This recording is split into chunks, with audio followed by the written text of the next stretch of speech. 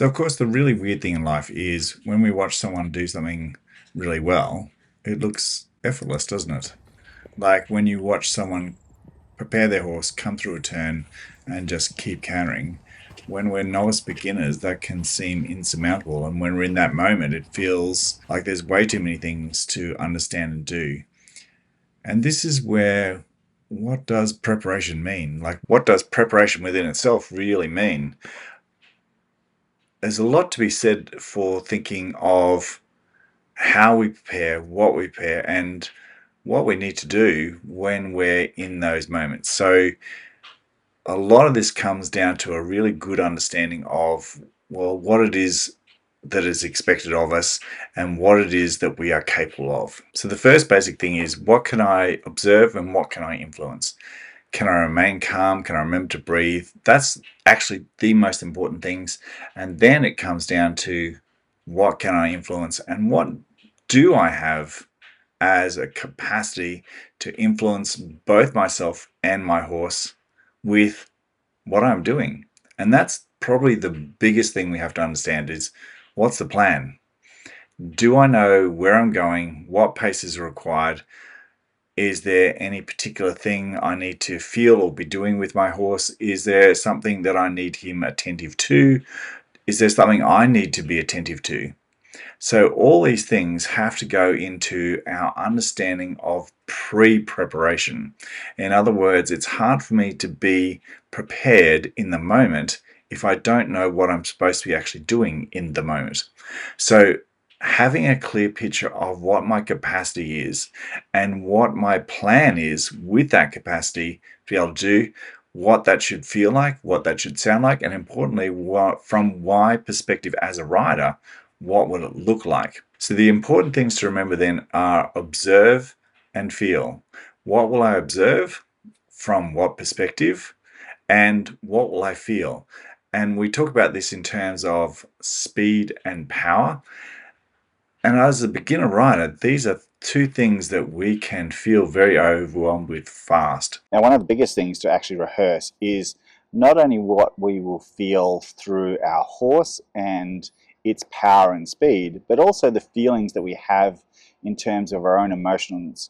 In other words, what will I feel emotionally as I come around this turn? And I rehearse that because I know if I'm going to feel apprehensive, if I'm going to be scared, if I'm going to be courageous, I want to make sure I practice those feelings, notice they are feelings, and that doesn't mean they need an action with them. So sometimes when we have feelings, but I can notice them just as feelings, recognize them for what they are, and of course then have an action that is applicable for my horse that rides through that moment. So one of the things in preparation and planning is understanding also our emotional feelings that go through to the actions I want to do in my riding. In other words, do I have very good spatial awareness of what's about to happen and where I need to do it by? And also, what will it feel like in that? And often when that is counterintuitive, the feel, which can feel overwhelming, is actually the pace and power that sometimes I need. So if I'm feeling overwhelmed all the time with it, then I need to break it down even further until I feel uncertain, unsure, but not overwhelmed, because that is the edge of my progress capacity.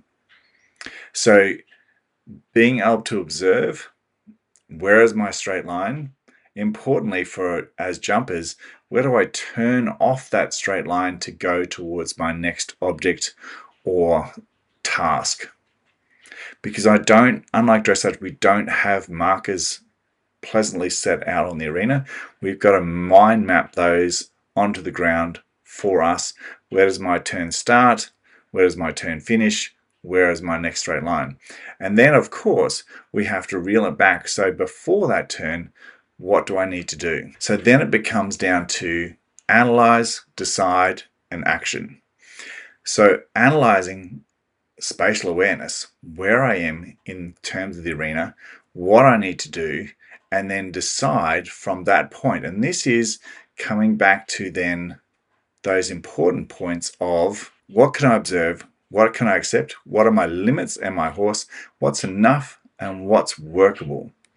So if I have these subcategories in the fact of my analysis, then I can better come to terms with what is needed and what can I do about that.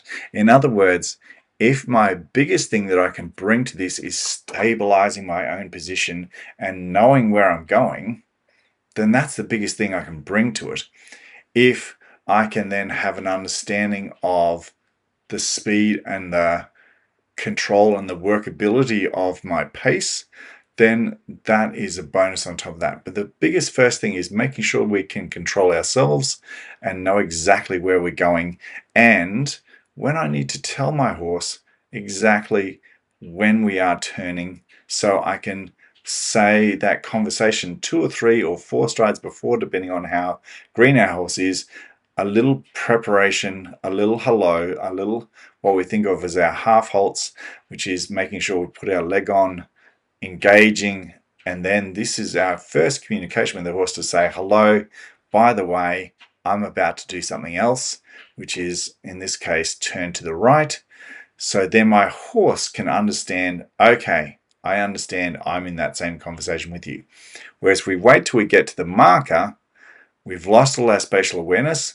We suddenly haul on the rein. The horse wasn't expecting it. It was just lined up with where it was going. It's maybe not used to you turning your shoulders and turning your body in preparation for the actual turn. So it has then overshot that turn. Everyone's now unbalanced. Everyone is fighting for their timing, fighting for their balance, fighting for what's about to happen, which might be a show jump itself, which means we are not in a coordinated, settled state to be able to jump that fence. Analyzing where we are, deciding what's required and what our capacity to be able to do that, and then having an action. And also with that, when we have our action, do we then understand what happened from our action? In other words, if I squeezed with my leg, did my horse actually respond? Or do I need to go back to that decision point again and say, you know what, I need to increase that aid? Or vice versa, my horse did respond, so I can now relax that leg rather than keep it pressed on. So all this comes back down to our original statement, which is, what's the plan? In other words, where do we expect to turn from? Where do we expect to have the initial conversation of, hello to my horse? This is about to happen. I need to prepare you. I know where I'm going to look.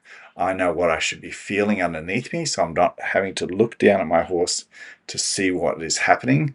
So then preparation actually melds into our plan as well as into our capacity to be able to influence the horse and understanding what we're requiring of our horse in that moment.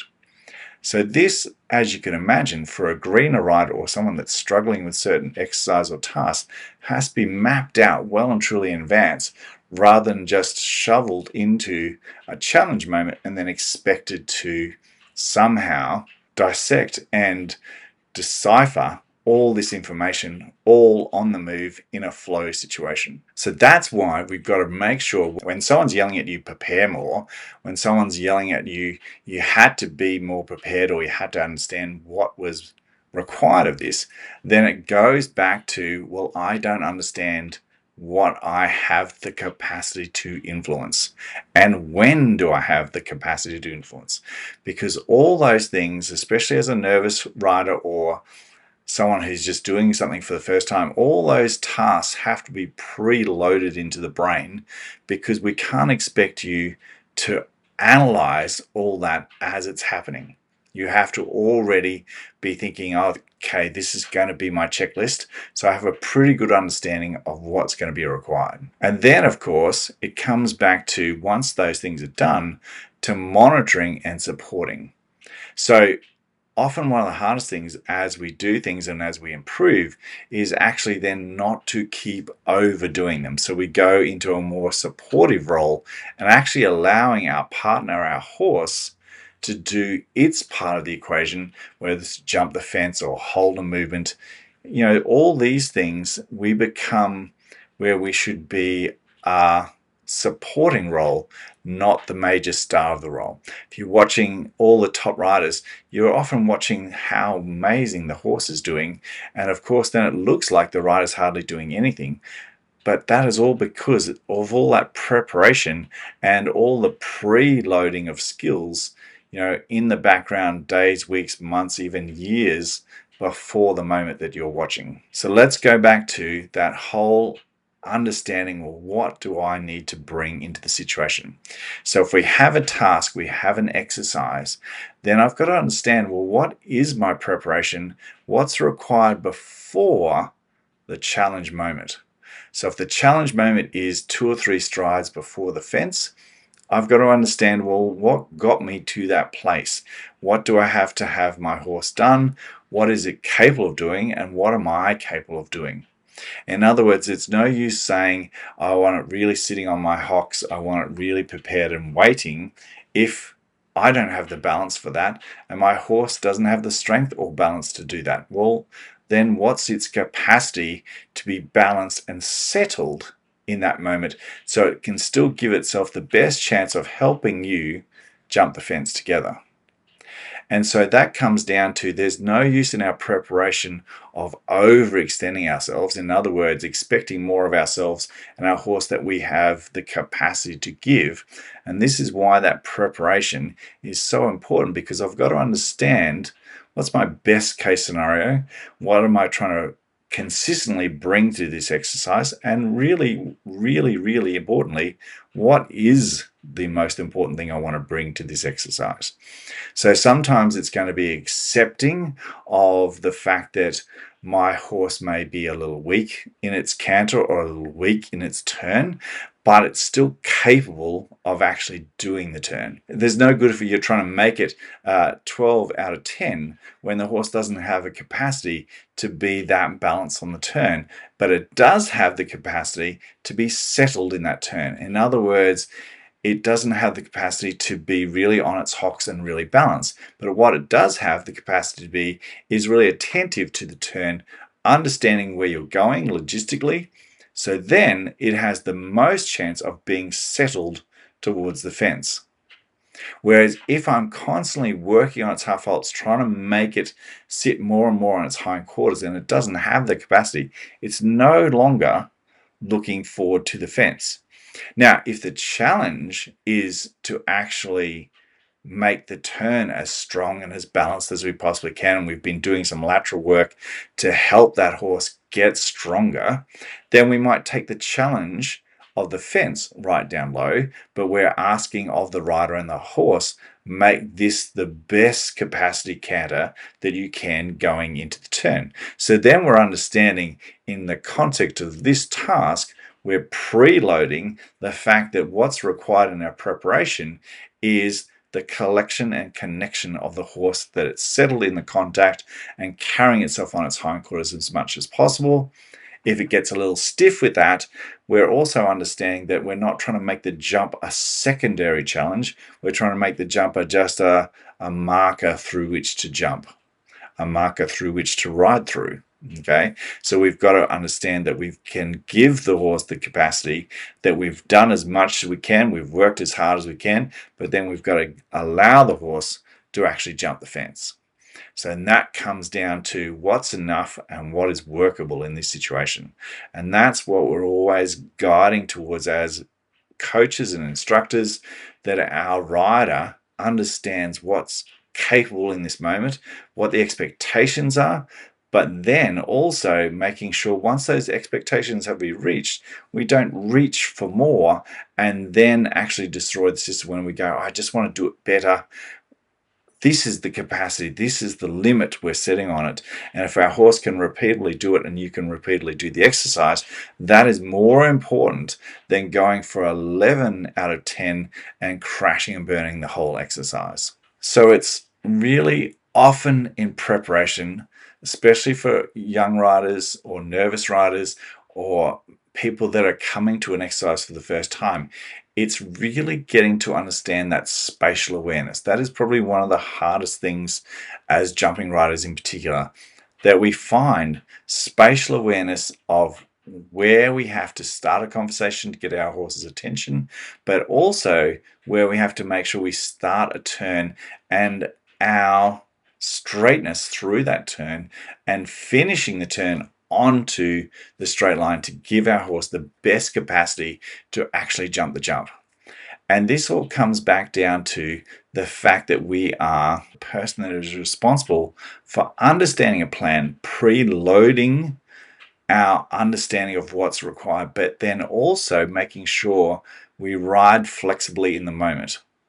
In other words, we understand what our capacity to cope with is, our capacity to lead our horse towards better decisions and making the most of whatever the challenge is that is in front of us.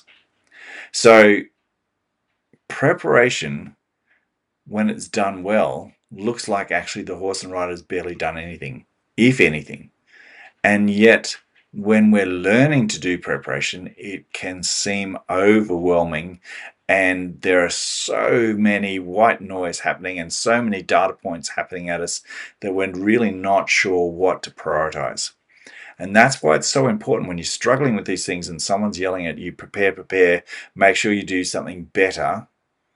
What is it that I'm supposed to be doing in this moment? What am I breaking down to? What am I capable of? What is my horse capable of?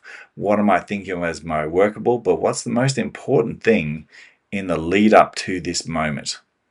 Do I understand what my actual plan is? And do I understand the preparation that goes into and all the little ingredients that set that up? So when you're feeling overwhelmed and when someone has been and you're thinking, I've got to prepare, I've got to do a better half halt, but what are you trying to get out of that halt? What are you trying to get my horse's attention? What am I get my horses to carry better? And what am I doing with my own body to make sure I'm prepared for what's happening next? When we're riding, we're often in that flow state, and it keeps, those things keep the targets and the places and the points keep moving forward. So we have to have understood the ingredients that we want to use before that moment. I hope those little thoughts help you understand that when you're struggling with something, it's really important to take a big step back and go, what am I supposed to be bringing to this moment? What does preparation mean, and how am I supposed to do it? Because then that makes those moments actually so much clearer and clarifies what's really important, and also what is the point of where it's workable and I need to just allow the flow to keep going. So I'm not making sure I'm just staying with my handbrake on and not letting the horse actually do its part in the role. Hope those little thoughts help you with you being able to flow a little bit more in your preparation leading through into what you think of as a challenge. Good luck. Remember to like and subscribe and leave me a comment of anything that you've struggled for, any little phrases or, any little mantras that you've found in your preparation that have really helped you, because mantras are a really good way of having that preparation condensed into a few words of what's important, and those words then have power. Take care, and I'll catch you on the next one.